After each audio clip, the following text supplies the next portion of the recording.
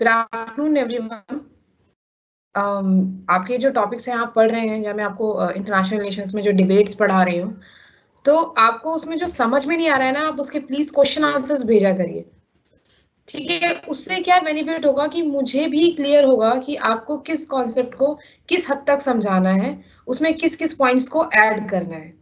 ठीक है, तो देखो पहले मैं इसको ना एक शॉर्टकट में तुम्हें बताती हूँ, क्योंकि तुम लोग कोई रिस्पांस नहीं दे रहे तो मुझे खुद क्लियर नहीं हो पाता कि मैं किस चीज को कैसे कंफर्म करा पा रही हूँ। ऑनलाइन क्लासेस हैं तो उसका एक फायदा तो है कि, लेकिन एक नुकसान भी है कि आपको पता नहीं चलता है कि सामने वाले जो पढ़ रहे हैं उनका रिस्पॉन्स कैसा है, राइट। तो इसलिए मैं ये सिर्फ कहना चाहती हूँ आप लोगों से कि आपको अगर कोई टॉपिक समझ में नहीं आ रहा है, कि आपको किसी चीज में कंफ्यूजन है, तो आप उसका क्वेश्चन भेज दीजिए करिए। इंग्लिश और हिंदी का मैं मैनेज करूंगी कि आपको दोनों लैंग्वेजेस में मैं पढ़ाऊं, ज्यादा से ज्यादा हिंदी को फॉलो करूं, इंग्लिश में ना पढ़ाऊं। लेकिन कुछ वर्ड्स ऐसे होते हैं जो आपको दोनों लैंग्वेज में पता है। अगर आंसर में कुछ लिख रहे हैं तो उससे ये नुकसान नहीं होगा कि आपको इसकी लैंग्वेज में कि आपको समझ में नहीं आ रहा है। ठीक है, तो इसीलिए मैं कोशिश करती हूँ कि आपको दोनों ही टॉपिक को दोनों ही लैंग्वेज में मैं आपको पढ़ा सकूं। ठीक है, तो आज जो ये आपकी क्लासेस है, ये लास्ट क्लास है इसके ऊपर, डिबेट के ऊपर। कल आपको पोस्ट पढ़ाना है। ठीक है, तो अगर किसी को कोई क्वेश्चन है, कोई आर्ग्यूमेंट है, तो वो मुझसे पूछे, क्योंकि आज मैं ये डिबेट्स हैं ये खत्म करा दूंगी। ओके, तो किसी को कोई क्वेश्चन पूछना है तो वो मुझसे पूछ सकता है। अभी हमारे पास क्लास शुरू होने में 1 मिनट है।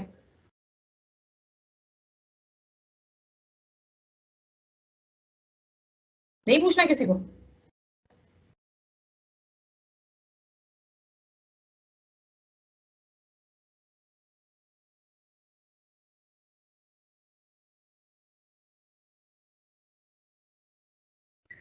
ओके, 1 मिनट फिर मैं इसे कनेक्ट कर लेती हूँ ताकि आपका स्टार्ट कर पाऊँ मैं क्लास। 1 मिनट होल्ड कीजिए।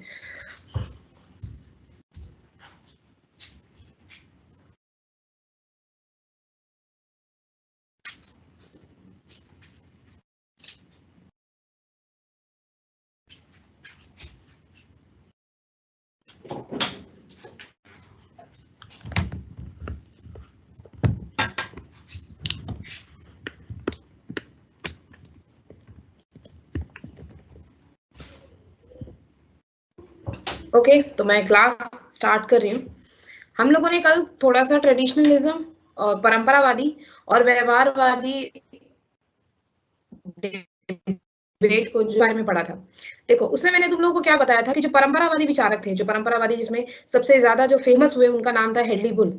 ठीक है, दूसरे जिन्होंने इसकी शुरुआत कर दी, जिन्होंने आपके व्यवहारवाद को क्रिटिसाइज किया या जो उसकी आलोचना करी, उसमें हम एच कार को पढ़ते हैं। एच कार की किताब ने मैंने आप लोगों को पहले भी मेंशन कराई थी जब मैंने रियलिज्म यानी कि यथार्थवाद पढ़ाया था, जिसमें उन्होंने कहा था अपनी किताब 20 ईयर क्राइसिस में, मैम जो game theory and system theory है वो फंक्शनल का पार्ट है, फंक्शनलिज्म नहीं। ये गेम थियरी और सिस्टम थियरी जो है ये व्यवहारवाद का पार्ट है, ये बिहेवियरलिज्म का पार्ट है।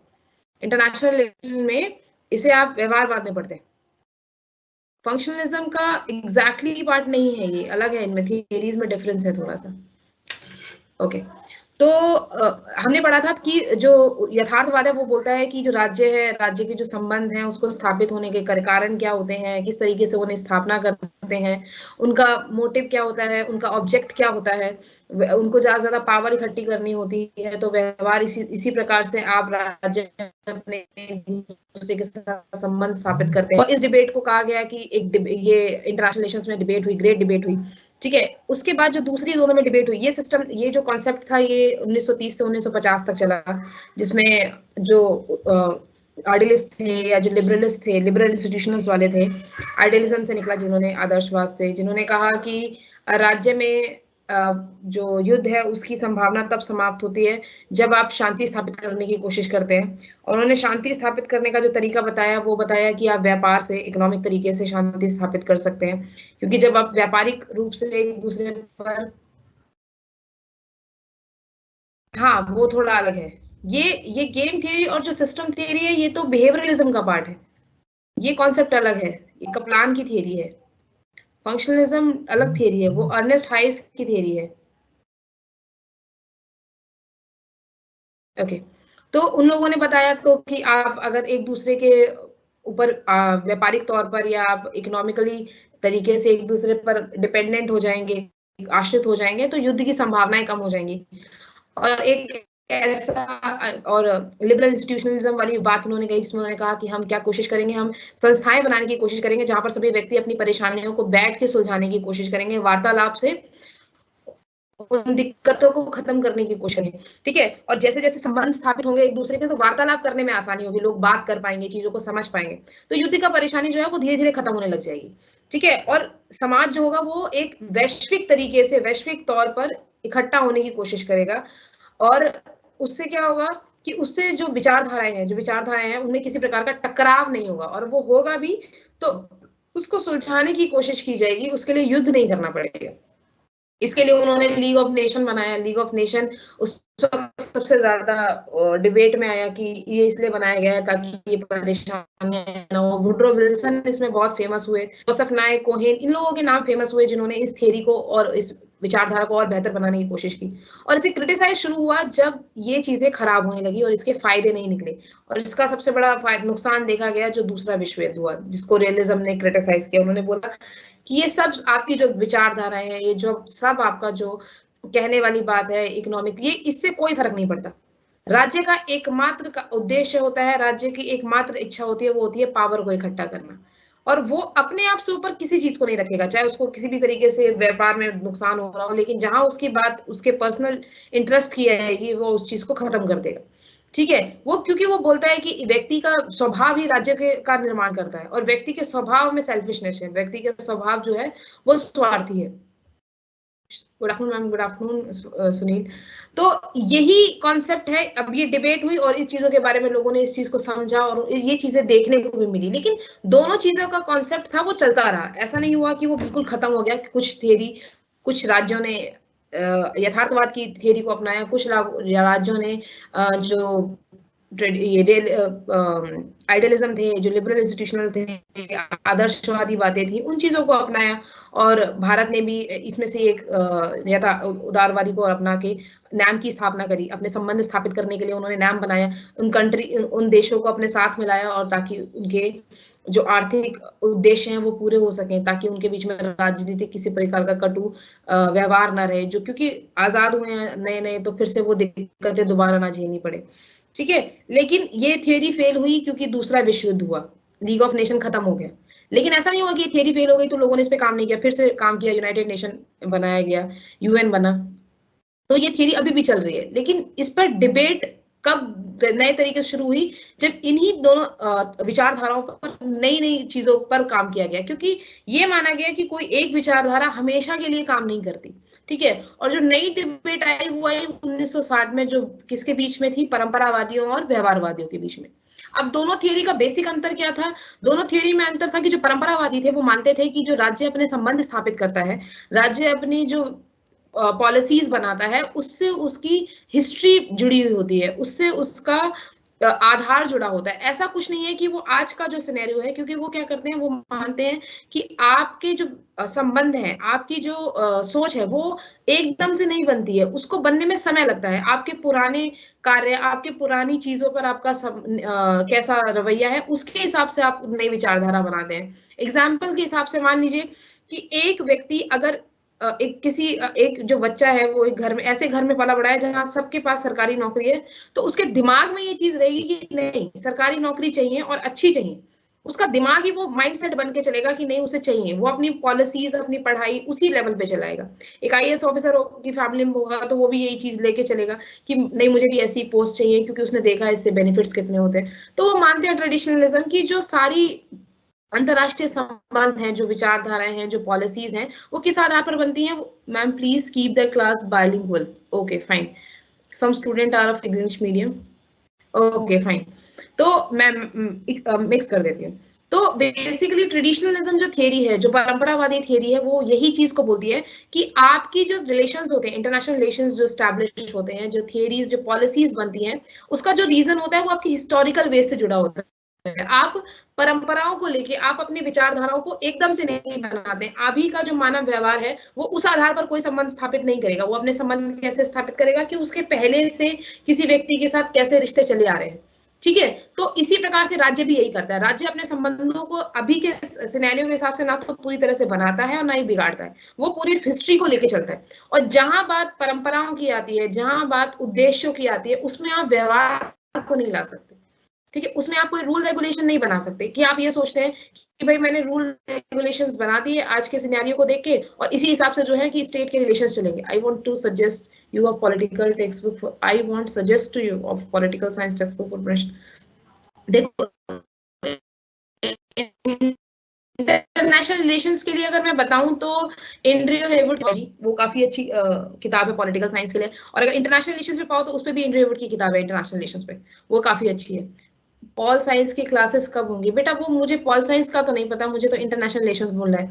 At least take the name of the terms of like I don't understand what is परंपरावादी। परंपरावादी mean traditionalism. Okay, so traditionalism is paramparavadi when you talk about the historical aspect, right? You never just, you don't say that he whatever is right now is making my policies कोई और। okay, आपकी policies अभी के concept पे, अभी के scenarios पे depend नहीं करती है। आप फर्स्ट लेवल के जो प्राइमरी सोर्सेज हैं उसके आधार पर आप पॉलिसीज नहीं बनाते हो। आप पॉलिसीज कैसे बनाते हो? सेकेंडरी सोर्सेज के, कि पहले से क्या चला आ रहा है। ठीक है, लेकिन बिहेवियरलिज्म जो थे, अब देखो इसमें यही इंपॉर्टेंट होता है कि जैसी परंपरावादी सोच आई और साथ में उसके साथ कौन सी अप्रोच ने क्रिटिसाइज किया उसको? व्यवहारवादी ने। परंपरावादी अप्रोच की शुरुआत जो जिसने करी, जिसने इसको सबसे पहले उठाया और जिसने व्यवहारवाद को क्रिटिसाइज किया, उसमें भी ई एच कार का नाम आता है। ई एच कार क्या बोलते हैं कि कभी भी जो व्यक्ति जो अंतरराष्ट्रीय संबंध के जो उद्देश्य हैं उसके ऊपर आप कोई नियम नहीं बना सकते, उसको आप कभी भी अभी के सिनेरियो से जज कर ही नहीं सकते। तो आप जो नियम और जो ये मैम एसओएल का मटेरियल सफिशिएंट है पेपर के लिए, ये तो बेटा डिपेंड करेगा ना कि आप कितना लिखना चाहते हो, लेकिन आप तो जितना पढ़ो उतना अच्छी बात है। ऐसा कोई बुक कंफर्म नहीं होती है कि आप उससे पढ़ोगे तो उतना काफी होता है। ठीक है, हाँ। तो अभी 2 मिनट रुको, ये टॉपिक खत्म करते हैं फिर तुम लोगों के मैं मैसेजेस पढ़ूंगी। ठीक है, तो परंपरावादियों को उन्होंने इस बात को उठाया ये करने कि आप व्यवहार को अंतरराष्ट्रीय संबंध में स्थापित नहीं कर सकते, क्योंकि व्यवहारवादी जो व्यवस्था है उसकी शुरुआत पॉलिटिकल साइंस में डेविड ईस्टन के द्वारा कर दी गई थी, जिन्होंने कहा था कि हर चीज को चलाने के लिए कुछ प्रिंसिपल्स होते हैं, कुछ नॉर्म्स होते हैं, कुछ सिद्धांत होते हैं जिसके आधार पर आप किसी भी राज्य को कार्य करवा सकते हो, किसी व्यक्ति से सिद्धांत बनाए जा सकते हैं। उसी तरीके से आप उसके बारे में भविष्यवाणी कर सकते हो, राइट? आप उसके बारे में बता सकते हो कि ये किस तरह की सोच रखता है। तो आप जब बता सकते हो तो आप बना सकते हो कि ये स्टेट कैसे काम करेगा, तो आप रूल्स रेगुलेशंस बना सकते हो। लेकिन ये क्या बोलते हैं कि ये पॉसिबल नहीं है, क्योंकि व्यक्ति का और राज्य का जो उद्देश्य और जो उसका व्यवहार है वो कभी एक जगह नहीं रहता। तो जब वो व्यवहार और उसका उद्देश्य एक जैसा नहीं है तो आप एक जैसे प्रिंसिपल्स एक राज्य पर कैसे स्थापित कर सकते हैं? ठीक है, तो इस तरीके से उसे क्रिटिसाइज किया। लेकिन व्यवहारवादी में जो सबसे पहला नाम आया एशबे, जिनका नाम था एशबे, तुम पढ़ोगे ऑनलाइन तुम्हें मिल जाएगा या तुम बुक में देखोगे तो एशबे का नाम होगा, जिन्होंने व्यवहारवादी अप्रोच को इंटरनेशनल रिलेशंस में सबसे पहले एक्सप्लेन करने की कोशिश की। उन्होंने कहा कि अगर हमें ये पता चल जाए, अगर हम लोग उन्होंने साइबरनेटिक थ्योरी दी, जिसमें उन्होंने कहा कि हमें पता चल जाए कि सामने वाला किस चीजों के ऊपर ज्यादा डिस्कशन करता है, कैसी चीजें उसके राज्य के लिए जरूरी है, किस चीज की पॉलिसीज पे वो फोकस करता है। हमारे पास सारा समीकरण होगा तो हम बता सकते हैं कि जो ये राज्य है या ये नेता है ये किस प्रकार के फैसले लेगा, हम उस चीज के बारे में भविष्यवाणी कर सकते हैं। क्योंकि आपको क्या होता है कि वीडियो में नहीं दिख रहे, मैं वीडियो में नहीं दिख रही हूँ, वीडियो में नहीं दिख रहे मैम, ये पढ़ा कहाँ से रहे हो? क्योंकि बुक में ये टॉपिक मिल नहीं रहा है, लाइक बिहेवियर अप्रोच ट्रेडिशनल, लेकिन ये तो डिबेट का पार्ट है। ऐसे कैसे पॉसिबल है कि आपने बिहेवियरलिज्म और ट्रेडिशनलिज्म नहीं पढ़ा?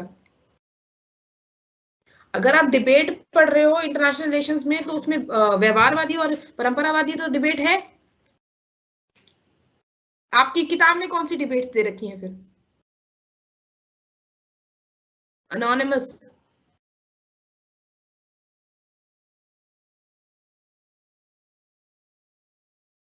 बेटा ये तो मैंने खुद की मतलब मैं तो किताबों से बताया, तो आपको एंड्रयू हेवुड से पढ़ा है मैंने इनके बारे में।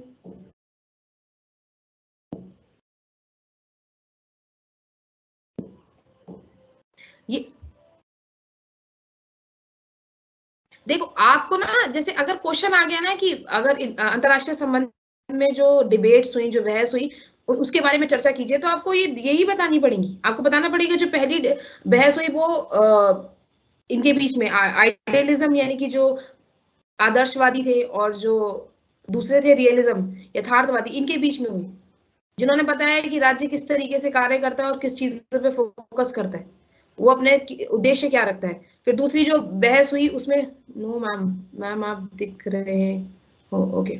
और दूसरी जो डिबेट हुई वो हुई है इनके बीच में, दोनों के बीच में, ट्रेडिशनलिज्म यानी कि ट्रेडिशनलिज्म को परंपरावादी बोलते हैं और दूसरे हैं behaviourism व्यवहारवादी।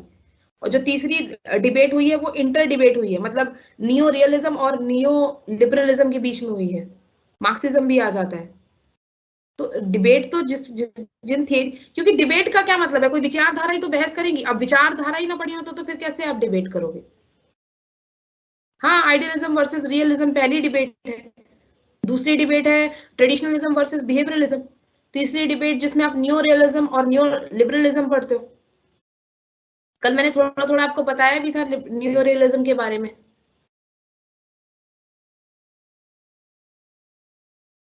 Liberalism to new liberal institutionalism. Institutionalism तो की बात तो आपने पहली उस अप्रोच में भी करी गई है, ऐसा नहीं है कि लास्ट सेकंड में करी गई, थर्ड में करी गई, पहली अप्रोच में भी इंस्टीट्यूशनलिज्म की बात की गई है। Ma'am if you want we can send you the syllabus. Ma'am note share कर सकते हो। नोट शेयर बेटा मैं तो किताब से पढ़ के पढ़ा रही हूँ। नोट्स में आपको, अगर मैं आपको लाइन वाइज वाले नोट शेयर करूं तो उससे आपका काम चल जाएगा।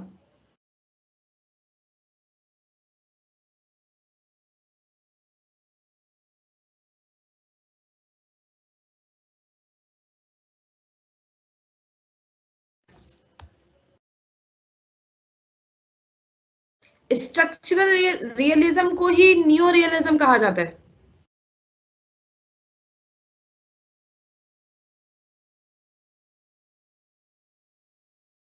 उदारवाद व नव उदारवाद भी दे रखा है। हाँ तो यही तो उदारवाद तो बताया तो अभी। देखो मैं इसको शॉर्ट में बताती हूँ, सुनो। देखो मैंने तुम्हें पहली क्लास में बताया था कि उदारवाद के ना 4 स्कूल थे। मैंने, तुम लोगों ने शायद उसमें देखा नहीं। उसमें पहला था लिबरल इंस्टीट्यूशनलिज्म, उसमें फिर दूसरा मैंने डेमोक्रेटिक पीस थ्योरी के बारे में तुम लोगों को बढ़ाया था। आइडियलिज्म जो है वो बेसिक, ये स्ट्रक्चरल अप्रोच, ये डिबेट्स में पढ़ना है तुम्हें। हाँ, उदारवाद और नव उदारवाद दे रखा है तो वही चीज इसके बाद ही तो आएगी। नव उदारवादी तो पढ़ाने जा रही हूँ, न्यू रियलिज्म और न्यू लिबरलिज्म वही तो है। रियलिज्म है ये नव यथार्थवाद और न्यू लिबरलिज्म है नव उदारवाद। न्यू रियलिज्म का कल कैनेथ वॉल्ट्स का मैंने तुम लोगों को थोड़ा सा बताया तो था।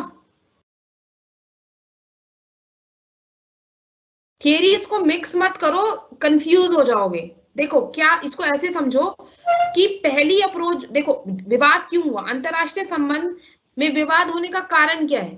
अंतरराष्ट्रीय संबंध में विवाद होने के 2 ही कारण थे कि राष्ट्रहित को कैसे पूरा किया जाए, शांति को कैसे स्थापित किया जाए, सहयोग को कैसे बढ़ाया जाए। अब इन तीनों चीजों को स्थापित करने के लिए अलग अलग विचारधाराएं आई। जब विचार, एक समाज में एक से ज्यादा विचारधाराएं होती है तभी तो बहस और विवाद होता है। तो जो पहली विचारधाराएं आई उनमें आदर्शवादी विचारधारा और यथार्थवादी विचारधाराएं थी। दोनों विचारधाराएं आई, दोनों ने कार्य बताए कि किस तरीके से राज्य को अपना जो राष्ट्र हित है वो पूरा करना चाहिए, किस तरीके से शांति स्थापित होगी। लेकिन दोनों विचारधाराओं का तरीका अलग अलग था। एक विचारधारा का तरीका था कि बात करके साझा विचारों को स्थापित करके एक दूसरे के इकोनॉमिक इंटरडिपेंडेंस को बढ़ाकर आप समाज में वो स्थापित कर सकते हो, सहयोग और शांति, और अपना हित कर सकते हो। दूसरी विचारधारा का कहना था कि नहीं ये पॉसिबल ही नहीं है, ये जो न्याय हो गया, ये मोरालिटी जैसी चीजें हो गई, ये तो है ही नहीं समाज में। राज्य सिर्फ अपने हित के बारे में सोचता है और राज्य को अपने हित के बारे में ही सोचना चाहिए, क्योंकि जो जितनी ज्यादा पावर को इकट्ठा कर पाएगा अपने आप दूसरे राज्य उससे उतना ही लड़ेंगे और युद्ध नहीं करेंगे। एग्जाम्पल मैंने अमेरिका का दिया था।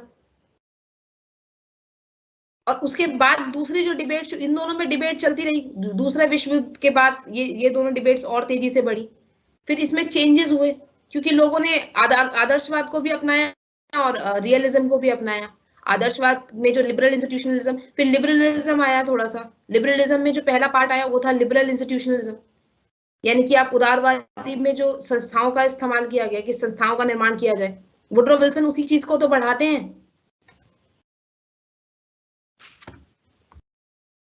तो early debate in international idealism versus realism, liberalism to new liberal institutionalism, structural approach, world system approach, independency school.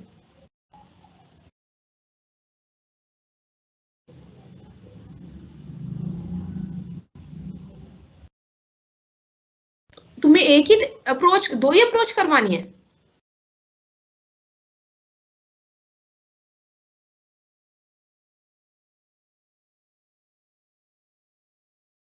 ठीक है, मेरे लिए तो और इजी हो जाएगा, फिर मैं इसको शॉर्ट कर देती हूँ फटाफट।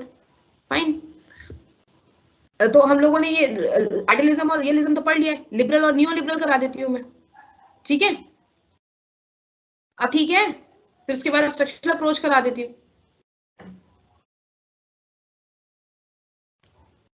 बिहेवियर और ट्रेडिशनल आइडियलिज्म नहीं, अलग अलग है ये। मुझे इस चीज का थोड़ा आइडिया कम था कि तुम्हें सिर्फ दो ही अप्रोच पढ़ानी है। मैं तुम्हें ये एक्स्ट्रा पढ़ा रही थी, ट्रेडिशनलिज्म और बिहेवियरलिज्म। इसको इतना पढ़ने मत पढ़ो, रहने दो फिर। इसको ये न्यू लिबरलिज्म और लिबरलिज्म की अप्रोच को सुनो। ठीक है, चलो फिर रहने दो। आदर्शवाद और व्यवहार, ये रियलिज्म और आइडियलिज्म तो तुम लोगों को क्लियर हो गया ना? एटलीस्ट हाँ बोल दो, ताकि मैं फिर तुमको ये जो सेकेंड अप्रोच बताई गई है मुझे, लिबरलिज्म और न्यू लिबरल इंस्टीट्यूशनलिज्म, ये पढ़ा देती हूँ। नहीं हंस, क्या पढ़ा दिया? काम की चीज पढ़ाई है, वो वही है, तुम्हारी डिबेट्स ही है। बट उसको पढ़ना जरूरी है, क्योंकि तुम्हें समझ में नहीं आएगा कि कॉन्सेप्ट कहाँ से कहाँ जाएगा। अरे मैडम क्या पढ़ा दिया, हद हो गई यार। चीजें गलत थोड़ी ना है, अप्रोच है वो भी। पूरा कंफ्यूजन हो गया, सब मिक्स हो गया, एक बार स्टार्टिंग से करा दो। ओके फाइन, ठीक है, हम स्टार्टिंग से करते हैं, ताकि तुम्हारी अप्रोच जल्दी में खत्म करो। 1 मिनट होल्ड करो तुम लोग। मुझे भी क्लियर हो गया कि तुम लोगों को ज्यादा नहीं पढ़ाना है। ओके, इंटरनेशनल रिलेशंस में, इंटरनेशनल रिलेशंस जो होते हैं उसमें आप लोग क्या पढ़ते हो? उसमें आप पूरा यस मैम, ओके फाइन, ठीक है। इंटरनेशनल रिलेशंस में आप सबसे पहले किस चीज के ऊपर काम करते हैं? अंतरराष्ट्रीय संबंध सबसे पहले किस चीज की बात करता है कि एक राज्य दूसरे राज्य के साथ अपने संबंध किस लिए स्थापित करता है, उसके संबंध स्थापना होने की उद्देश्य क्या है? उसके उद्देश्य कई हो सकते हैं, राष्ट्रीय हित हो सकता है, शांति को स्थापित करना हो सकता है, सहयोग को बढ़ावा देना हो सकता है। उसकी फॉरेन पॉलिसी इन्हीं चीजों पर फोकस करती है। ठीक है, इनकी बात पहले इतनी ज्यादा नहीं होती थी, पहले इन विचारधाराओं पे इतना काम नहीं किया जाता था। अराजकता जैसी सिचुएशन थी, ज्यादा से ज्यादा राज्य क्या थे, कॉलोनीज बनाने में लगे हुए थे। ठीक है, तो लेकिन धीरे धीरे क्या हुआ कि लोगों को लगा नहीं, सिर्फ कॉलोनीज बनाने से क्या हो रहा है कि दिक्कतें बढ़ती जा रही हैं। दोनों जो कंट्रीज हैं, जो पावरफुल कंट्रीज हैं, वो लड़ने में लगी हुई हैं एक दूसरे से, जिसको जहां मिल रहा है वो छीन रहा है, उसको अपना कंट्रोल कर रहा है। धीरे धीरे क्या हो रहा है कि अराजकता की जो सिचुएशन है वो बढ़ती जा रही है। ठीक है, तो अंतरराष्ट्रीय संबंध में जो पहली विचारधारा आई उसी को आदर्शवादी विचारधारा कहा जाता है। ये आदर्शवादी जो विचारधारा थी वो प्लेटो और एरिस्टोटल के कॉन्सेप्ट से कहीं ना कहीं जुड़ी हुई थी, क्योंकि वो दोनों के दोनों भी एक ऐसे राज्य की स्थापना करने की बात करते हैं जहां पे न्याय हो, सहयोग हो, सद्भावना हो और राष्ट्रहित हो, ये सब चीजें पूरी हो रही हो, एक ऐसा राज्य बनाने की बात करते हैं। उनका जो आदर्शवादी राज्य है वो उसमें बताते हैं कि एक राज्य कब आदर्शवादी स्थापित हो पाता है, जब उसमें राजा जो है उसके पास ऐसे गुण होने चाहिए, वहां की जो जनता है उसके पास ऐसे गुण होने चाहिए, इस सब की बात करते हैं। ठीक है, तो लेकिन इसी चीज को उठा के अंतरराष्ट्रीय संबंध में जब बात की गई आइडियलिज्म की, तो उसमें बोला कि पहली बात उन्होंने उठाई कि जो व्यक्ति होता है उसका जो नेचर है वो अच्छा है।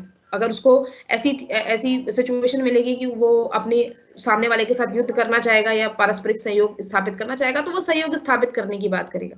तो हमें अंतरराष्ट्रीय संबंध में इसी चीज को बढ़ावा देना है कि हम सहयोग स्थापित करेंगे, हमारी जो प्रॉब्लम्स है उसको सॉल्व करने की कोशिश करेंगे, ताकि हमारे बीच में दोबारा से ये जो अराजकता है, ये युद्ध जैसी संभावनाएं, जो इनसिक्योरिटी है, ये खत्म हो जाए।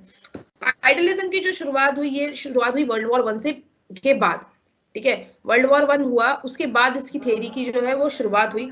ठीक है, 1919 से 1939 के बीच में ये थ्योरी बहुत तेजी से पॉपुलर हुई, और इस थ्योरी में जो फेमस थिंकर आते हैं उसमें आते हैं गांधी आते हैं, रसेल आते हैं, विल्सन आते हैं, रिचर्ड कॉबडेन आते हैं, एडविन गिन आते हैं, ये लास्की आते हैं। ये सारे वो थिंकर्स थे जिन्होंने इस थ्योरी को एक्सप्लेन करने में सबसे महत्वपूर्ण भूमिका निभाई। और जो सबसे ज्यादा हम इसमें पढ़ते हैं उसमें नाम आता है विल्सन का। विल्सन क्या बोलते हैं कि जो ह्यूमन का नेचर है वो गुड है, अच्छा नेचर है, उसका जो बेसिक इंस्टिंक्ट है वो है कि दूसरों का वो भला करे, ठीक है। और हमें इसी कॉन्सेप्ट को इंटरनेशनल रिलेशंस में उतारने की कोशिश करनी है, ठीक है, ताकि हम इस जंगल रूपी समाज को, इस जंगल रूपी विश्व को क्या बना सकें, एक चिड़ियाघर। इसका समझने का कॉन्सेप्ट क्या है कि सभी लोगों को उनकी बात रखने का मौका दिया जाएगा, सभी लोगों को एक दूसरे के साथ इस तरीके से जोड़ा जाएगा कि वो किसी दूसरे पर हमला ना करे। आदर्शवाद, ये क्या संरचनात्मक विश्व प्रणाली दृष्टिकोण, और स्ट्रक्चरल रियलिज्म है ना, उसी को नियो रियलिज्म कहा जाता है। डिपेंडेंसी थियरी तो अब बहुत ज्यादा एंड में जाके आएगी, वो तो तुम 80s के बाद पढ़ रहे हो, लेकिन ये संरचनात्मक 60s के बाद का है न्यू रियलिज्म।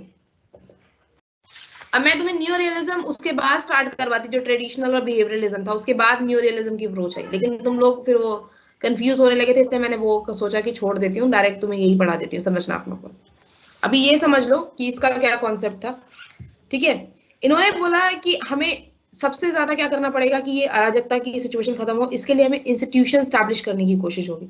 इस आदर्शवादी राज्य को स्थापित करने के लिए हमें किसकी जरूरत है, संस्थाओं की जरूरत है।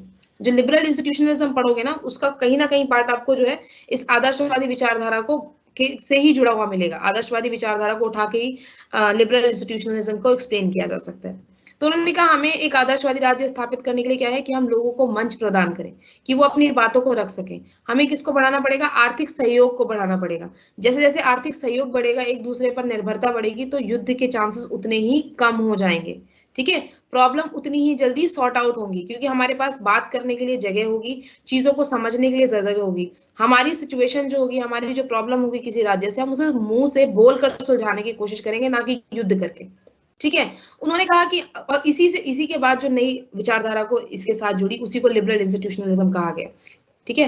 पहले इसको थोड़ा समझ लो। तो आदर्शवाद इन्हीं सब चीजों की बात करता है। वो बोलता है कि जो युद्ध है, ये सबसे वाहियात चीज होती है इंटरनेशनल रिलेशंस में, जो अंतरराष्ट्रीय संबंध में है, वो इसी वॉर को जो है, जो सबसे ज्यादा नुकसान पहुंचाती है, लोगों के अंदर इनसिक्योरिटी बढ़ाती है। और इसी को खत्म करने के लिए हमें ऐसे नियम और कानून बनाने पड़ेंगे जो राज्यों के अंदर से सिक्योरिटी को बढ़ाए, राज्यों एक दूसरे के को लेकर सिक्योर हो जाए, एक दूसरे को लेकर कॉपरेट फील करें, और एक दूसरे को लेकर डेवलपमेंट करने की बात करें, ठीक है। तो इस सब के लिए जरूरी है कि हम राज्य एक दूसरे के लिए क्या हो, एक दूसरे के लिए सहयोग को स्थापित करने के लिए क्या करें, इकोनॉमिक। अगर मैं इंग्लिश वर्ड यूज कर रही हूँ तो ज्यादा दिक्कत तो नहीं हो रही है ना।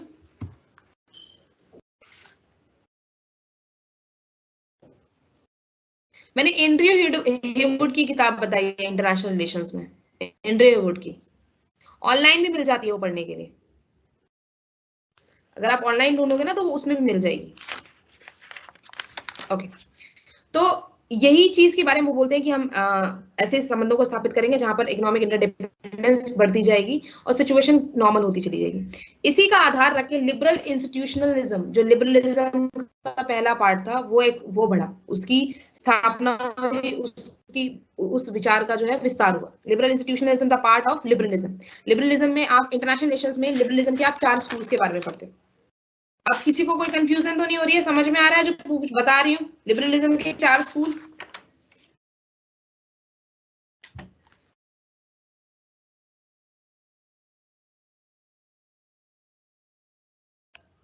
हाँ, उदारवाद और नव उदारवादी पे तो आगे। आदर्शवाद बहुत ज्यादा बड़ा नहीं है, क्योंकि आदर्शवाद ने किसी तरीके का इंस्टीट्यूशन नहीं खोल के बताया है, उसने सिर्फ एक सिचुएशन बताई है कि आदर्श राज्य की स्थापना करनी है, ठीक है। लेकिन आदर्श राज्य को स्थापित करने का जो तरीका है वो सबसे ज्यादा उदारवाद ने एक्सप्लेन किया है। उदारवाद में ना आप अंतरराष्ट्रीय संबंध में उदारवाद के 4 स्कूल के बारे में पढ़ते हो, जिसमें पहला आ जाता है लिबरल इंस्टीट्यूशनलिज्म, जिसे, हाँ, और दूसरा जो है वो आ जाता है इकोनॉमिक इंटरडिपेंडेंस। मतलब आपकी इकोनॉमिक इंटरडिपेंडेंस को आप लोग हिंदी में कैसे बोलोगे? अच्छा, कर सकती हूँ ना, हाँ फिर ठीक है, तो इसको आप थोड़ा सा मैनेज कर लेना, ठीक है। इकोनॉमिक इंटरडिपेंडेंस यानी कि आप एक दूसरे से ट्रेड को लेके एक दूसरे पर क्या हो, निर्भर हो। तीसरा जो स्कूल है उसे सोशियोलॉजिकल लिबरलिज्म कहा गया, यानी कि समाजवादी उदारवाद। और जो चौथा था वो था डेमोक्रेटिक पीस थियरी। आपको ये समाजवादी उदारवाद और ये डेमोक्रेटिक पीस थियरी पढ़ने की जरूरत नहीं है, आपको सिर्फ लिबरल इंस्टीट्यूशनलिज्म पढ़ना है, तो मैं सिर्फ उतना ही पढ़ाऊंगी, ठीक है। इस लिबरल इंस्टीट्यूशनलिज्म के बाद मैं आपको रियलिज्म को, जो आपको मैंने पहले एक्सप्लेन किया, उसको थोड़ा सा और कर दूंगी, ठीक है। तो उदारवादी आदर्शवादी क्लियर हो गया, अब उदारवादी को करूं एक्सप्लेन। ठीक है। उदारवादी जो मानता है कि सेम पॉइंट वही है। देखो समझने वाली चीज क्या है कि जो आदर्शवादी होते हैं, उदारवादी होते हैं, वो कभी भी युद्ध को सपोर्ट नहीं करते, वो कभी भी पावर को सपोर्ट नहीं करते, वो कभी नहीं कहते कि एक राज्य है उसका कार्य क्या होगा अंतरराष्ट्रीय संबंध में ज्यादा से ज्यादा पावर को इकट्ठा करना। नहीं, युद्ध करना कोई किसी भी चीज का कोई हल नहीं है, युद्ध कोई ऑप्शन नहीं होता, क्योंकि युद्ध होने से क्या होता है कि बहुत ज्यादा नुकसान होता है, आप बर्बाद हो जाते हो एक लेवल पे। ठीक है, तो युद्ध ना करके हमको किस चीज को बढ़ावा देना है, इकोनॉमिक कॉपरेशन को बढ़ावा देना है, हम लोगों के आर्थिक सहयोग को बढ़ावा देना है, जिससे क्या होगा, ये युद्ध जैसी परेशानी खत्म हो। तो उदारवाद को लेकर, उदारवाद जो इंटरनेशनल पॉलिटिक्स में क्या बिलीव करता है, वो बोलता है कि जो युद्ध है वो किसी के लिए प्रॉफिटेबल नहीं होता। ठीक है, अंतरराष्ट्रीय संबंध में युद्ध किसी के लिए प्रॉफिटेबल नहीं होना चाहिए, तो हमें क्या इसका कोई अल्टरनेटिव ढूंढना चाहिए, हमको इसका कोई दूसरा तरीका ढूंढना चाहिए कि हम संबंधों को स्थापित कैसे करें, अंतरराष्ट्रीय जो राजनीति है उसको कैसे बढ़ाएं, अंतरराष्ट्रीय संबंधों को कैसे विस्तार करें। तो उसने कहा कि लिबरल क्या बोलते हैं कि अगर पावर जो है वो एम है, तो प्रोस्पेरिटी भी हमारा एम है। कि हाँ ठीक है, मानता हूँ कि एक राज्य है उसको ज्यादा से ज्यादा पावर इकट्ठा करने की उसकी मन है या उसकी उसको क्षमता है कि वो कर सकता है, लेकिन इसके अलावा हमारे पास दूसरा भी होना चाहिए, प्रोस्पेरिटी, यानी कि सहयोग को भी बढ़ावा देने का हमारा काम होना चाहिए। मैं पावरफुल हूँ, ये मेरी अच्छी बात है कि भाई मैं बहुत पावरफुल हूँ, लेकिन मेरे पावरफुल होने की वजह से दूसरों को डर नहीं होना चाहिए, बल्कि दूसरों को उसका फायदा मिलना चाहिए। इससे क्या होगा, इससे वॉर की सिचुएशन कम हो जाएगी। कैसे एग्जांपल देके बताती हूँ, जैसे मान लो कि अगर कोई एक पर्टिकुलर कंट्री है जो सबसे ज्यादा पावरफुल है उस पूरे रीजन में, एक पूरे, जैसे मान लो एशिया में सबसे ज्यादा पावरफुल इस वक्त दो कंट्रीज को माना जाता है, इंडिया और चाइना को, लेकिन इसके अलावा जो सारे कंट्रीज हैं वो इनसे कमजोर हैं, तो उनके मन में ये नहीं होना चाहिए कि ये दोनों कंट्रीज कभी भी हम पे अटैक कर देगी, नहीं, उनके मन में क्या होना चाहिए कि जब हमें जरूरत होगी तो ये कंट्री हमारे लिए खड़ी है, इनकी पावर हमारे काम आएगी, हमारे बढ़ावा करने की। ठीक है, तो उदारवाद इसी सहयोग को बढ़ावा देने की बात करता है। इसमें कांट हो गए, वुड्रो विल्सन हो गए, नॉर्मल एंजल हो गए, ये सारे लोग आते हैं जिन्होंने इस थियरी को और बढ़ावा देने की बात करी अंतरराष्ट्रीय संबंध में। ये बोलते हैं कि व्यक्ति को समझाना चाहिए, ये बड़े बड़े जो इंस्टीट्यूशन जो संबंध स्थापित होंगे उनके दिमाग में क्या होना चाहिए, उनके दिमाग में ये होना चाहिए कि उन्हें कॉपरेशन करना है, ना कि उससे किसी भी तरीके का कंपटीशन करना है। समझ लो कि किसने मैसेज किया, ओके फाइन, कि जो बात आदर्शवादियों ने बढ़ाई है उसी बात को ये आगे ले जाते हैं कि हाँ बात वही है, आदर्श राज्य स्थापित करने के लिए हमें कॉपरेशन को बढ़ावा देना पड़ेगा, और कॉपरेशन को बढ़ावा देने के लिए उन्हें क्या करना पड़ेगा, उन्हें कुछ थियरीज को फॉलो किया, जिसमें उन्होंने पहले थियरी दी, उसका नाम था लिबरल इंस्टीट्यूशनलिज्म। उसने कहा कि इंटरनेशनल पॉलिटिक्स में जो स्टेट ऑफ एनार्की है उसको खत्म करने के लिए हमें क्या करना है, हमें इंस्टीट्यूशंस को एस्टैब्लिश करना है, कि प्रत्येक राज्य के पास जो ये पावर है कि भाई होड़ लगी हुई है, इसको तभी खत्म कर पाएंगे कि जब इन सब के ऊपर कोई ऐसा इंस्टीट्यूशन होगा जो इनको इक्वालिटी प्रोवाइड करेगा। ठीक है, तो लिबरल इंस्टीट्यूशनलिज्म क्या बात करता है, लिबरल इंस्टीट्यूशनलिज्म बात करता है कि इंटरनेशनल पॉलिटिक्स में ऐसे संस्थानों की स्थापना करना जहां पर सभी राज्य अपने आप को दूसरे राज्यों के बराबर समझे, सहयोग मिले और एक दूसरे को लेकर सिक्योरिटी प्रोवाइड हो। ठीक है, जिस चीज की बात आदर्शवाद करता है उसको स्ट्रक्चर रूप में या प्रैक्टिकल रूप में लाने की बात उदारवाद ने करी, और उदारवाद का जो पहला स्कूल था लिबरल इंस्टीट्यूशनलिज्म, जिसने संस्थाओं को स्थापित करने की बात करी। ठीक है, उन्होंने कहा है कि अभी तक किसी भी राज्य के पास कोई अल्टरनेटिव नहीं है कि वो पावर को छोड़कर किसी और के लिए काम करे, क्योंकि कोई है ही नहीं जिसके लिए, जिसके साथ वो खड़ा होगा तो उसको डर नहीं रहेगा, उसे पता है कि वो जितनी पावर को गेन करेगा उतना ही ज्यादा वो स्ट्रांग रहेगा, और स्ट्रांग रहेगा तो उसके ऊपर सिक्योरिटी भी उतनी बढ़ेगी। लेकिन अगर हम कोई इंस्टीट्यूशन ला देते हैं कि ये जो इंस्टीट्यूशन है ये सारे देशों से ज्यादा पावरफुल है, और इसका अगर आप मेंबर बन जाते हैं तो कोई भी आपको कोई नुकसान नहीं पहुंचाएगा। ठीक है, तो इससे क्या बेनिफिट होगा कि हर छोटा छोटा राज्य वो शक्ति को एकत्रित करने से ज्यादा या युद्ध से की भावना से डरने से ज्यादा किस चीज पर काम करना लगेगा, डेवलपमेंट पे काम करने लगे। तो अंतरराष्ट्रीय संबंधों का जो उद्देश्य होगा वो युद्ध या पावर को एकत्रित करना ना होकर सहयोग को बढ़ावा देना हो जाएगा। ठीक है, तो वुड्रो पॉइंट्स दिए, उसमें उसने यही बात कही कि इस आधार पर, इस इंस्टीट्यूशंस के, इन संस्थाओं के आधार पर हम क्या करेंगे, हम इस जंगल रूपी राज्य को, जंगल रूपी विश्व को क्या बना देंगे, एक चिड़ियाघर बना देंगे। ठीक है, इस यही कॉन्सेप्ट है पॉलिटिकल ये लिबरलिज्म का, और लिबरलिज्म के जो पहला स्कूल था लिबरल इंस्टीट्यूशनलिज्म का। समझ में आया आप किसी को, कि अभी भी किसी को कंफ्यूजन है?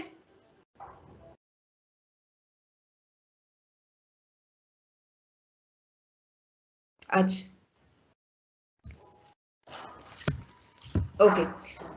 अब इसमें ये समझो कि इसके एडवांटेजेस और क्या क्या थे। उन्होंने बोला कि जो ये लिबरल इंस्टीट्यूशनलिज्म होगा, ये जो संस्थावाद स्थापित होगा, उदारवादी संस्थावाद, इसके फायदे क्या होंगे?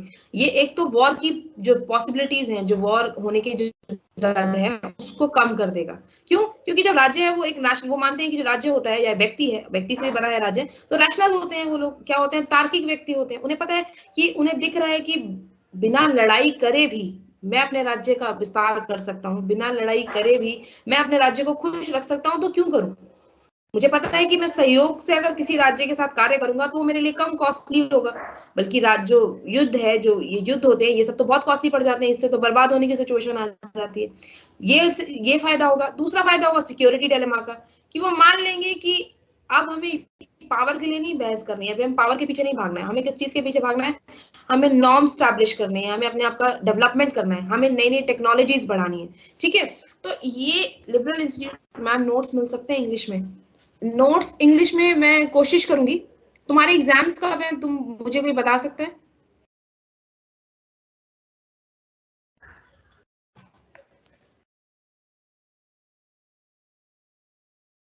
ओके, मुझे मैसेज कर दो जैसे एग्जाम की, मुझे एक बार डेट कंफर्म कर दो। ठीक है, तो ये सारे बेनिफिट थे लिबरलिज्म के। आदर्शवाद भी इसी की बात करता है और लिबरलिज्म भी इसी की बात करता है। लिबरल इंस्टीट्यूशनलिज्म जो है वो इसी का एक पार्ट है, उदारवाद का ही एक स्कूल है, या उदारवाद की ही एक व्याख्या या एक विचारधारा है, जिसे उदारवादी संस्थावाद कहा गया। ठीक है, उदारवादी संस्थावाद बात यही सब करता है कि वो संस्थाओं को स्थापित करने की बात करता है। ठीक है, और इसका सबसे बड़ा एग्जांपल आप लीग ऑफ नेशन को देख सकते हो। आदर्शवादी जो आई, उसने लीग ऑफ नेशन को एक्सप्लेन किया, उसके बाद इन्होंने जो आप यूनाइटेड नेशन देखते हो, वो उदारवादी संस्थावाद का एक रूप है। आईएमएफ जो है वो भी इसी का एक रूप है, डब्ल्यू वर्ल्ड बैंक है, ये सारे इसी के रूप है। उदारवादी संस्थावाद जो विचारधारा है, उसी के आधार पर इनको बनाया गया कि ठीक है, इन संस्थाओं को बनाया जाए। मे में है, ओके, ठीक है। गुड आफ्टरनून हर्ष। तो यही था। अब इसका जो बिल्कुल ऑपोजिट जो थियरी खड़ी थी, जो इसके बिल्कुल ऑपोजिट जो कॉन्सेप्ट खड़ा हुआ, उसे ही कहा जाता है आदर्श, ये यथार्थवाद, रियलिज्म। रियलिज्म क्यों आया? जब आदर्शवाद ने अपनी बात कही कि नहीं, सहयोग, अंतरराष्ट्रीय संबंध का जो उद्देश्य है वो सहयोग स्थापित करना है, इकोनॉमिक इंटरडिपेंडेंस को बढ़ाना है, ठीक है, एक राज्य दूसरे राज्य में शांति स्थापित करना है, और राज्य के यही उद्देश्य होते हैं, और अंतरराष्ट्रीय संबंध वो इसी उद्देश्य के लिए बनाता है। आदर्श जैसे ही यथार्थवादियों में जो सबसे पहला नाम आया जिसने इस पूरी की पूरी थियरी को पलट के रख दिया, वो थे येचकार। येचकार ने अपनी किताब लिखी 20 ईयर क्राइसिस।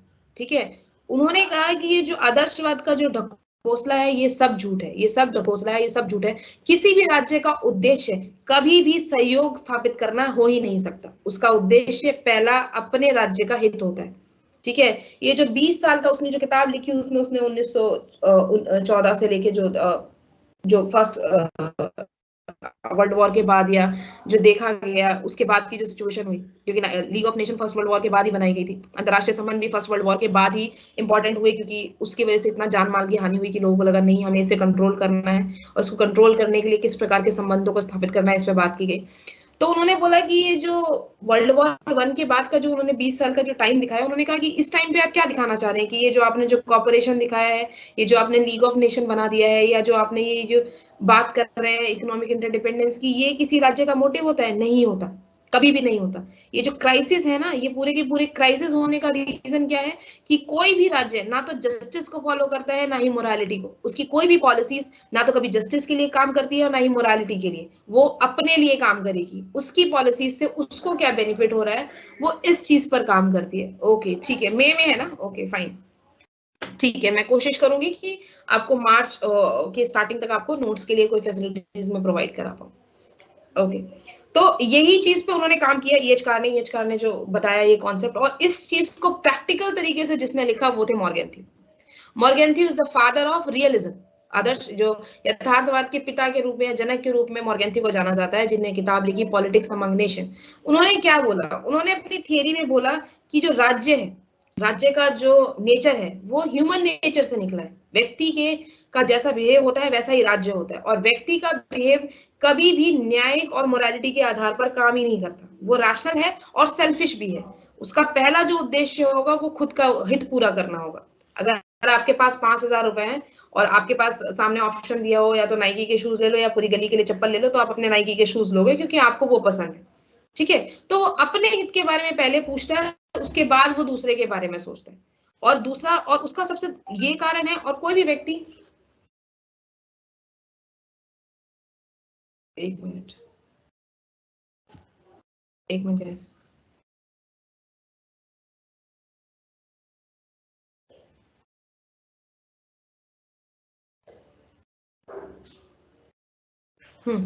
कहता है, और कोई भी व्यक्ति जो है वो कभी भी ज्यादा से ज्यादा कार्य इसलिए करता है कि वो पावर को एक्यूमुलेट कर ले। एक आईएएस बनना इसलिए जरूरी नहीं होता कि हम लोग राज्य के लिए बहुत कुछ करना चाहते हैं, अपने डिस्ट्रिक्ट के लिए बहुत काम करना चाहते हैं, नहीं। आईएएस इसलिए लोग ज्यादा बनना चाहते हैं क्योंकि उससे पावर मिलती है, आपके पास पावर होती है, आप दूसरे को कंट्रोल कर सकते हो, यू हैव दैट पावर कि आप किसी भी व्यक्ति से कोई काम करवाने की को कह सकते हो और वो करेगा क्योंकि आपके पास वो पावर है। तो कहता है, और हर राज्य भी यही चाहता है, वो चाहता है कि भाई मुझे नहीं फर्क पड़ता कि मैं, मेरे इस पॉलिसी से मोरालिटी खत्म होती है, न्याय नहीं स्थापित होता है, लेकिन अगर इस पॉलिसी से मुझे ज्यादा से ज्यादा पावर मिल रही है, मेरा ज्यादा से ज्यादा मेरे राज्य का भला हो रहा है, तो मैं ये पॉलिसीज अपनाऊंगा। और इसका एक सिंपल एग्जांपल आप चाइना में देख सकते हैं। चाइना में जो कैसी गवर्नमेंट होती है, वहां पे डेमोक्रेसी कहने के लिए है, लेकिन वो अपनी पॉलिसीज को चेंज नहीं करता क्योंकि उसे पता है कि उसे अपना कोई काम करना है तो वो इसी पॉलिसी से करेगा और इससे उसे कोई नुकसान नहीं हो रहा, चाहे उसकी मोरालिटी खराब हो रही हो, उसके यहाँ पे न्याय ना हो, नहीं, लेकिन वो अपनी पॉलिसीज चेंज नहीं करेगा। ठीक है, तो रियलिज्म इसी चीज पे बढ़ावा देता है। वो कहता है कि विश्व जो होता है, जो राज्य होते हैं, वो कभी भी मोरालिटी और जस्टिस जैसी चीजों के लिए संबंधों का स्थापना कभी नहीं करते हैं। उनका संबंधों को स्थापित करने का जो पहला मोटिव होता है वो होता है उनका राष्ट्र हित, और दूसरा मोटिव एक तरीके से माना जाए तो पावर, ज्यादा से ज्यादा पावर को गेन करना।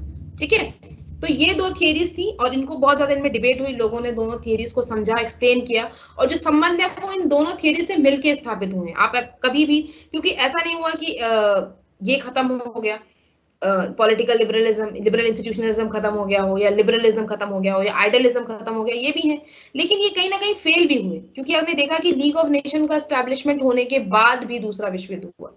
तो दूसरा विश्व युद्ध होना कहीं ना कहीं रियलिज्म की एक छोटी सी जीत थी, जिसने बोला कि ये सब ढकोसला है, कि आप इकोनॉमिक कॉपरेशन करने के बाद लड़ाई नहीं करोगे, करोगे आप फिर भी, आप आपके नेचर में है ये, आप ये कंपटीशन जैसी भावना है, आगे निकलने की भावना है, ये व्यक्ति का नेचर है, स्वभाव है, और वो स्वभाव से आगे नहीं जा सकता।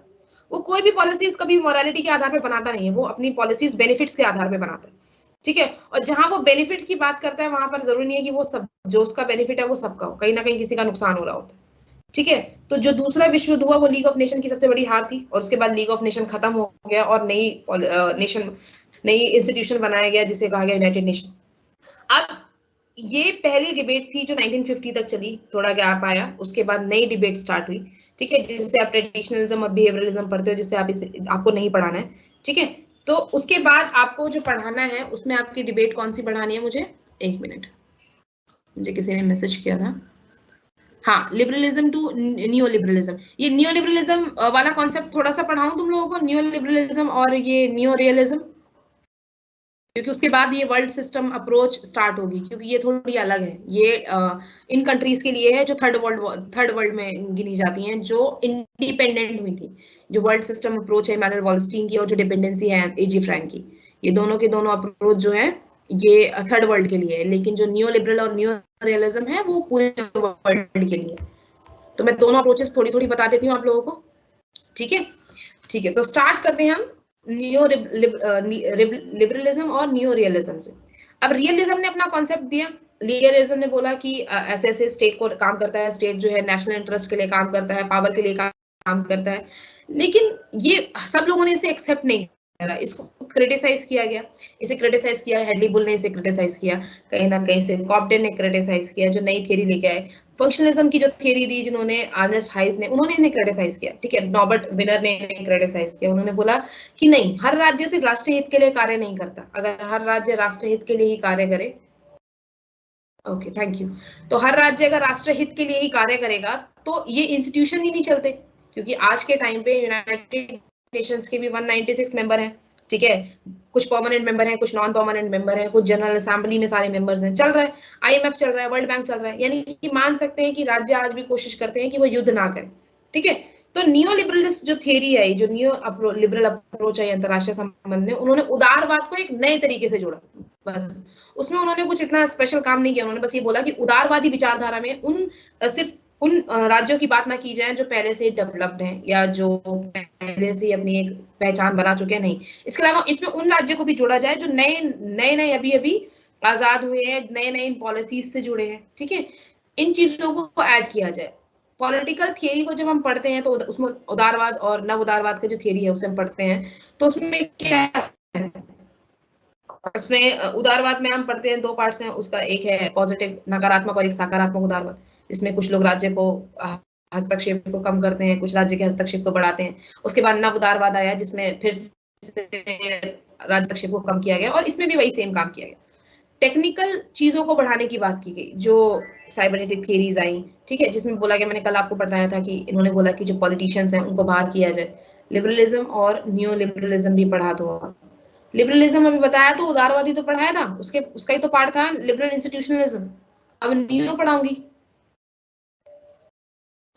उदारवादी विचारधारा ने तो कहा ना कि राज्य के लिए क्या जरूरी है, कि राज्य इस चीज के लिए काम करे कि कॉर्पोरेशन को बढ़ावा दे। इकोनॉमिक कॉर्पोरेशन की तो बात करता है सिर्फ, उसमें इतना स्पेशल कुछ नहीं है। वो बोलता है कि राज्य को अगर युद्ध की संभावनाओं को खत्म करना है तो उसे किस पर काम करना पड़ेगा, उसे इकोनॉमिक कॉर्पोरेशन पे काम करना पड़ेगा, उसे आर्थिक निर्भरता पे काम करना पड़ेगा, ठीक है। और नियो लिबरलिज्म जो है वो ये लिबरल इंस्टीट्यूशनलिज्म और नियो लिबरलिज्म एक ही चीज पे बात करते हैं, दोनों सेम ही है। ये लोग बोलते हैं कि इंटरनेशनल कॉर्पोरेशन तभी सक्सेसफुल होता है जब आप इकोनॉमिक इंटरडिपेंडेंस को बढ़ाते हैं और कॉन्फ्लिक्ट, और इसी के आधार पर कॉन्फ्लिक्ट खत्म होता है। देखो कंफ्यूज मत हो, नियो लिबरलिज्म इज आल्सो, आप लोग अगर पढ़ोगे ना तो नियो लिबरलिज्म और लिबरल इंस्टीट्यूशनलिज्म दोनों सेम ही बात करते हैं। लिबरलिज्म जो है वो ब्रॉड कॉन्सेप्ट होता है, वो एक बड़ा कॉन्सेप्ट है। ये जो नियो लिबरलिज्म हो गया, लिबरल इंस्टीट्यूशनलिज्म हो गया, ये उसके पार्ट है, ठीक है। जो डेमोक्रेटिक पीस थियरी मैंने नाम बताया था, ये भी इसी में आते हैं कि किस तरीके से आप संस्थाओं को स्थापित कर सकते हैं, किस प्रकार से आप कॉर्पोरेशन को बढ़ा सकते हैं, किस प्रकार से आप युद्ध की संभावनाओं को कम कर सकते हैं। यही बात करता है नियो लिबरलिज्म भी और लिबरल इंस्टीट्यूशनलिज्म भी। ये दोनों के दोनों एक ही थियरी पे फोकस करते हैं, एक ही चीज पर। दिक्कत सिर्फ होती है कि देखो, शांति और सद्भावना को बढ़ाना, इकोनॉमिक इंडिपेंडेंस को बढ़ाना, ये लिबरलिज्म और न्यू लिबरलिज्म बात करते हैं। रियलिज्म शांति स्थापना करने की बात नहीं करता, वो पावर को बढ़ाने की बात करता है। लेकिन इंपॉर्टेंट इन थियरीज को, इसमें इंपॉर्टेंट चीज ये है कि ये दोनों थियरीज जो है ये थर्ड वर्ल्ड की कंट्रीज को ज्यादा ऐड नहीं करती, ठीक है। कल मैंने जैसी हम लोग एक थियरी मैंने तुम लोगों को बिहेवियरलिज्म जो पढ़ा रही थी ना, उसमें आ जाता है थोड़ा थोड़ा, क्योंकि उसमें जो सिस्टम थियरी आप पढ़ते हैं मॉडर्न कप्लान की, वो बताता है कि वर्ल्ड जो है वो 3 प्रकार से होते हैं, बाइपोलर होते हैं, टाइट पोलर होते हैं, लूज पोलर होते हैं। जिनके पास कुछ नहीं है वो लूज पोलर में आते हैं, जो बाइपोलर है। टाइट पोलर जो है जिनके पास सब कुछ है, जैसे अमेरिका है, चाइना है, ये अमेरिका है, रशिया है, ये टाइट पोलर में आते हैं, ठीक है। लेकिन ये जो है ये कॉर्पोरेशन बढ़ाने की बात करते हैं, संस्थाओं को स्थापित करने की बात करते हैं, कॉर्पोरेशन किस किस तरीके से बढ़ सकता है उसकी बात करते हैं। ये बोलते हैं कि राज्य एक दूसरे के साथ संस्थापना, एक राज्य अपने साथ सहयोग कैसे स्थापित करते हैं, जब ये एक जैसी पॉलिसीज फॉलो करते हैं। जैसे मान लो मेरे यहाँ भी डेमोक्रेसी है, आपके यहाँ भी डेमोक्रेसी है, मेरे संबंध आपके साथ अच्छे स्टैब्लिश होंगे। ओके, आपको सबको मेरी आवाज आ रही है ना प्रॉपर तरीके से? एक मैसेज करके मुझे बताओ कि आपको आवाज आ रही है नहीं।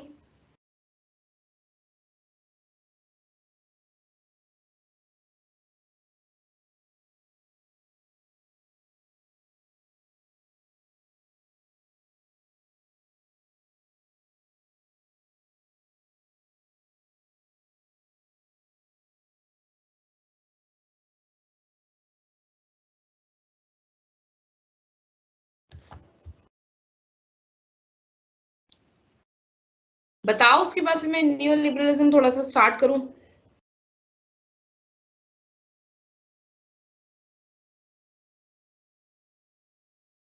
ओके, ठीक है, तो हम लोगों ने लिबरल इंस्टीट्यूशनलिज्म पढ़ लिया, इसमें संस्थाएं स्थापित करने वाली बात करते हैं। अब नियो लिबरलिज्म हम स्टार्ट करते हैं। मैंने जो तुम लोगों को अभी बताया था कि हम लोग जो उसमें पढ़ते हैं, बस हो गया, पता चल गया। यस मैम, उसमें हमने जो पॉलिटिकल साइंस में पढ़ा हुआ है कि जो नियो लिबरलिज्म है वो फिर से क्या करता है, स्टेट के कंट्रोल को कम करने की बात करता है और व्यक्तियों के कंट्रोल को बढ़ाने की बात करता है। वो कहता है कि मार्केट में जो है वो इंटरफेयर नहीं होना चाहिए स्टेट का, व्यक्ति अपने आप ही उस चीज पर बात करें, है ना।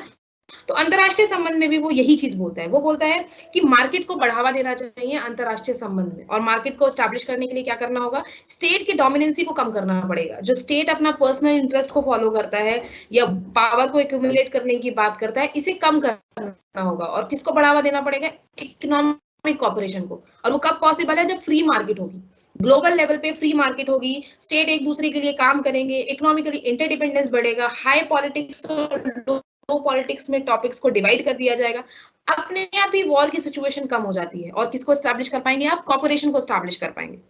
ठीक है, कल मैंने हाई पॉलिटिक्स और लो पॉलिटिक्स तुम लोगों को थोड़ा सा समझाया था कि जैसे इंडिया और पाकिस्तान है, इंडिया और पाकिस्तान की जो ट्रेड के रिलेशन है उनको लो पॉलिटिक्स में रखो, और जो कश्मीर जैसे इश्यूज हैं उसे हाई पॉलिटिक्स में रखो। आप काम करना लो पॉलिटिक्स से शुरू करो, लो पॉलिटिक्स के प्रॉब्लम्स को सॉर्ट आउट करो, अपने आप आपके पास एक मंच बन जाएगा जहां पर आप हाई पॉलिटिक्स को सॉल्व कर पाओगे।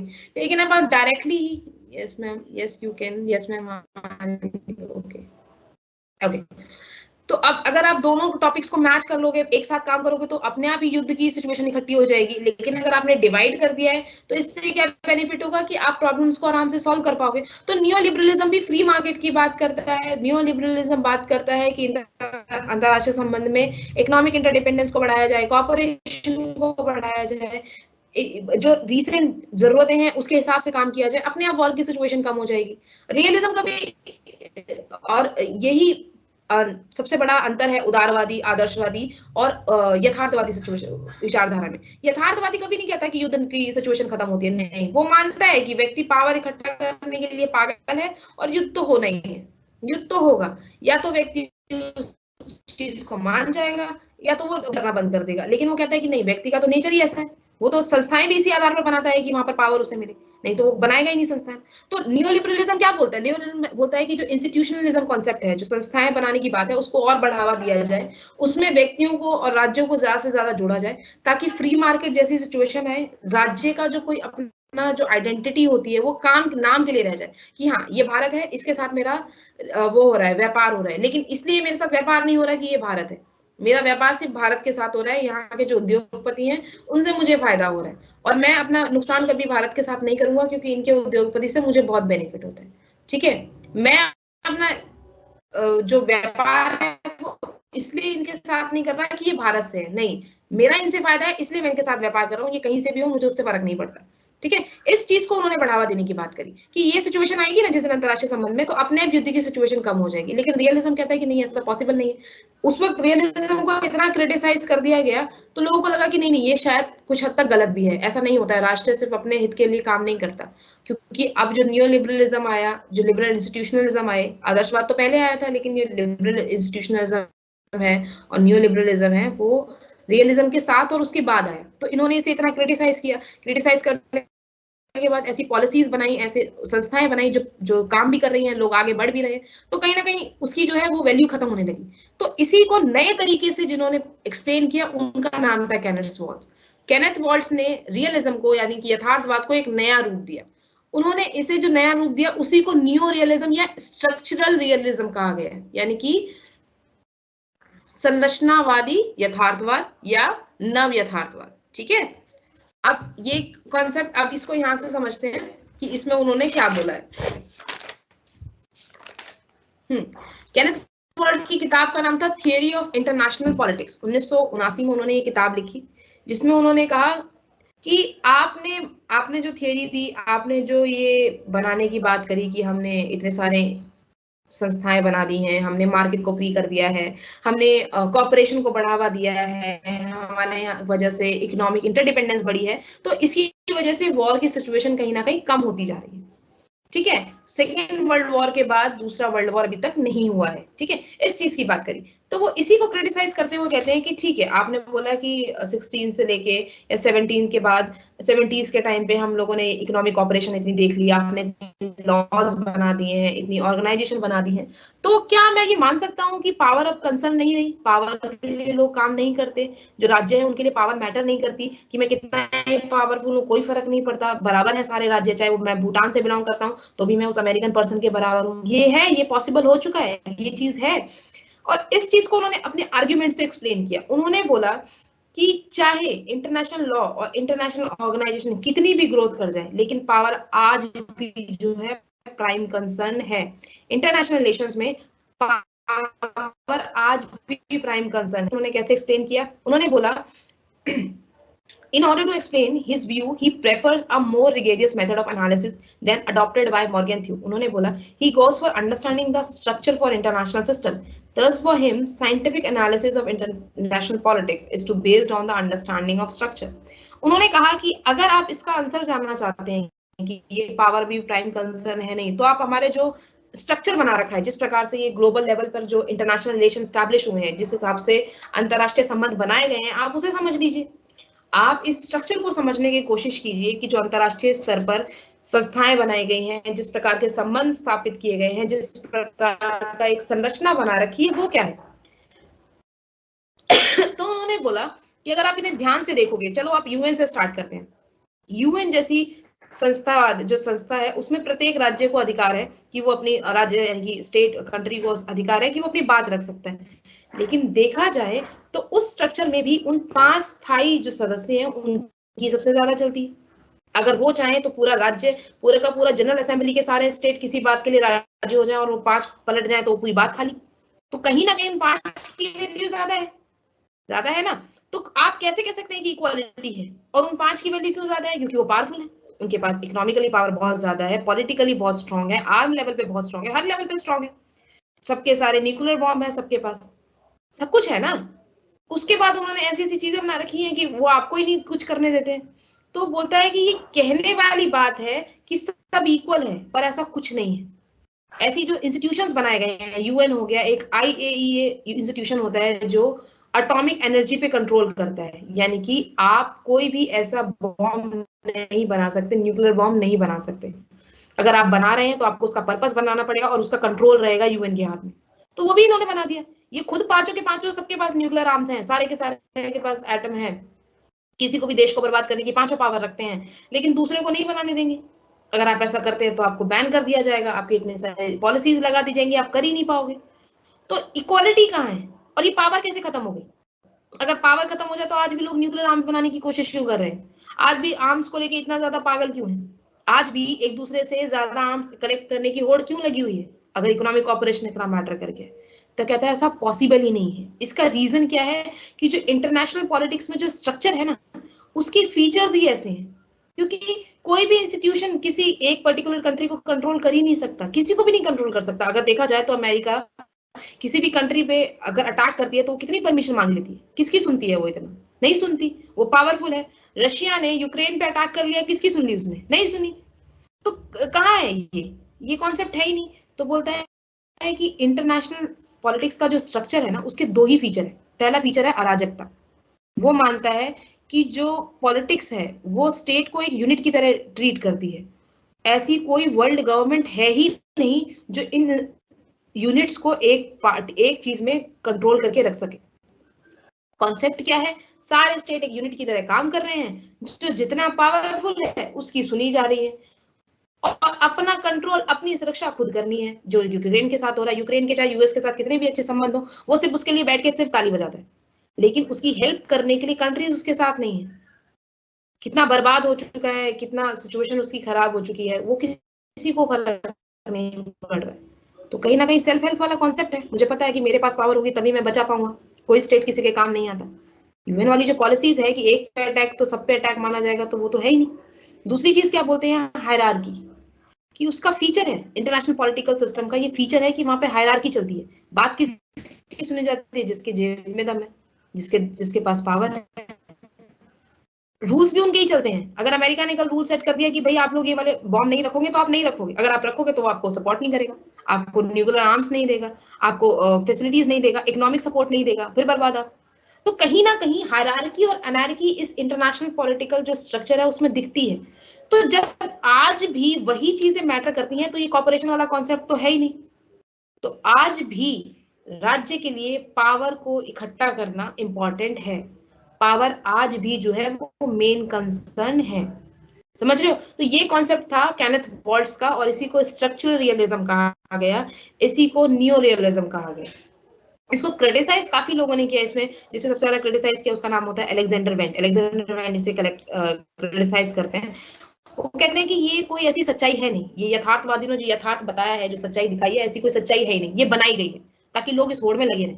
आपको डराया जाता है, इस लेवल का सिचुएशन बना के दिखा दी जाती है कि आप इस होड़ में लगे रहें कि नहीं नहीं नहीं, पावर ही इकट्ठी करनी है तभी हम बच सकते हैं, नहीं तो हम लोगों को नुकसान रहेगा। ऐसा नहीं है, ऐसा कोई ऑब्जेक्टिव ही नहीं होना चाहिए। पावर को कंस्ट्रक्ट करना is not the objective of state. इसे दिखाया जाता है ताकि लोगों के मन में ये डर बना रहे।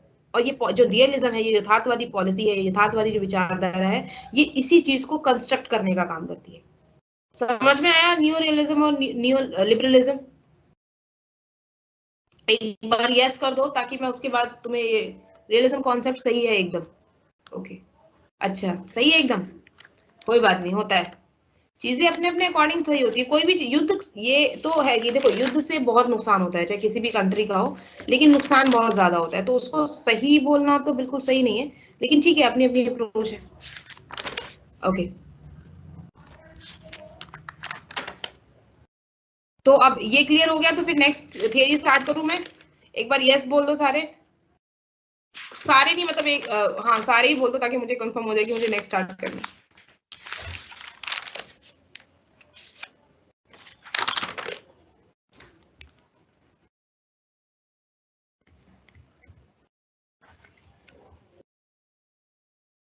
स्ट्रक्चरल बनाना है, स्ट्रक्चर में वर्ल्ड सिस्टम अप्रोच और डिपेंडेंसी स्कूल। ओके, स्ट्रक्चर पे आना है।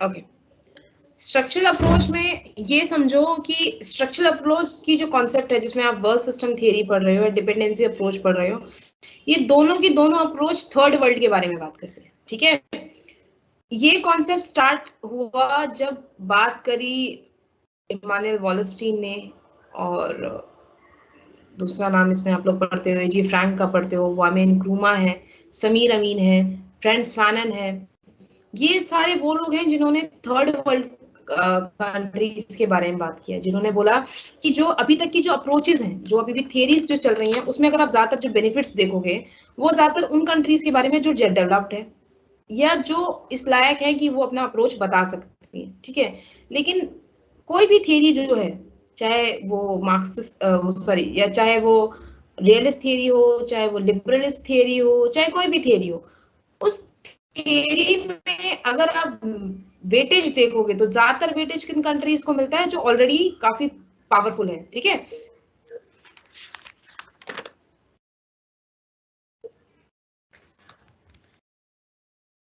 ये नो मैम किसने लिखा है? नो, तुम्हें क्या समझ में नहीं आया जिन्होंने लो लिखा है? ओके, क्लास खत्म हो गई है तो फिर कल ये वर्ल्ड सिस्टम थियरी कंप्लीट कर देती हूँ।